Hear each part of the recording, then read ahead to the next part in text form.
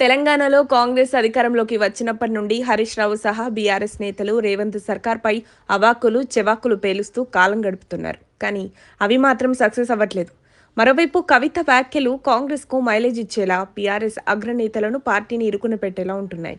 దీంతో కవిత, హరీష్ రావుపై ఇటీవల చేసిన ఆరోపణలపై చిట్చాట్లో స్పందించిన మంత్రి కోమటిరెడ్డి వెంకటరెడ్డి మాజీ మంత్రి హరీష్ రావుపై తీవ్ర వ్యాఖ్యలు చేశారు. కేసీఆర్ను మోసం చేసి హరీష్ రావు భారీగా దోచుకున్నాడని స్వయంగా కవితే చెప్పిందని కోమటిరెడ్డి హరీష్ను ఇరకాటంలో పడేసేలా వ్యాఖ్యలు చేశారు. ఇదే సందర్భంలో కేసీఆర్ రెండోసారి ప్రభుత్వం ఏర్పాటు చేసినప్పుడు హరీష్ రావుకు మంత్రి పదవి ఆలస్యంగా ఇవ్వడంపై తాజాగా కోమటిరెడ్డి వెంకటరెడ్డి ప్రస్తావించారు. మరోవైపు కాళేశ్వరం, పాలమూరు ప్రాజెక్టుల విషయంలో కేసీఆర్ను సొంత అల్లుడు హరీష్ రావు ఇరికించాడని, ఈ కేసు సీబీఐ వరకు వెళ్లిందని కవిత అంటుందంటూ కోమటిరెడ్డి కీలక వ్యాఖ్యలు చేశారు. హరీష్ మంచోడు, అతడికి పోర్ట్ఫోలియో సీఎం నిర్ణయమే అని కేటీఆర్ ఎందుకు చెప్పలేదంటూ ఆయన తీవ్ర స్థాయిలో విమర్శించారు. కేటీఆర్ హరీష్ రావుకు సపోర్ట్ చేస్తున్నాడా లేక కవితకు సపోర్ట్ చేస్తున్నాడా అంటూ ప్రశ్నల వర్షం కురిపించారు మంత్రి వెంకటరెడ్డి. ఇన్ని ఆరోపణలు వచ్చిన తర్వాత హరీష్ రావు సిగ్గుతో పార్టీకి రాజీనామా చేయాలని మంత్రి కోమటిరెడ్డి సవాల్ చేశారు. కానీ సిగ్గు లేకుండా హరీష్ రావు ప్రెజెంటేషన్ ఇస్తున్నాడంటూ తీవ్రంగా విమర్శలు గుప్పించారు. మరోవైపు బీఆర్ఎస్ నాయకుడు హరీష్ రావు ఇచ్చిన పవర్ పాయింట్ ప్రెజెంటేషన్పై కాంగ్రెస్ నాయకుడు జగ్గారెడ్డి తనదైన శైలిలో సెటైర్లు పేల్చారు.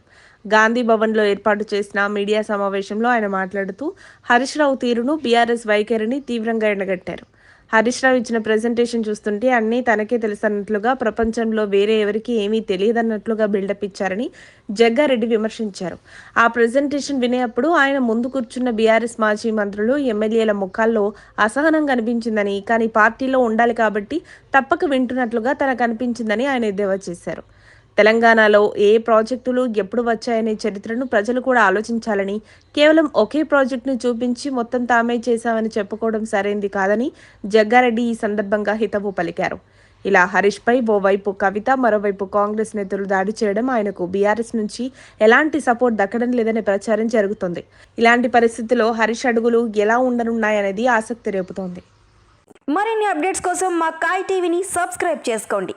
మా వీడియో కనుక మీకు నచ్చినట్లయితే లైక్ చేయండి, షేర్ చేయండి. మీ విలువైన అభిప్రాయాలను కామెంట్ బాక్స్లో తెలియజేయండి.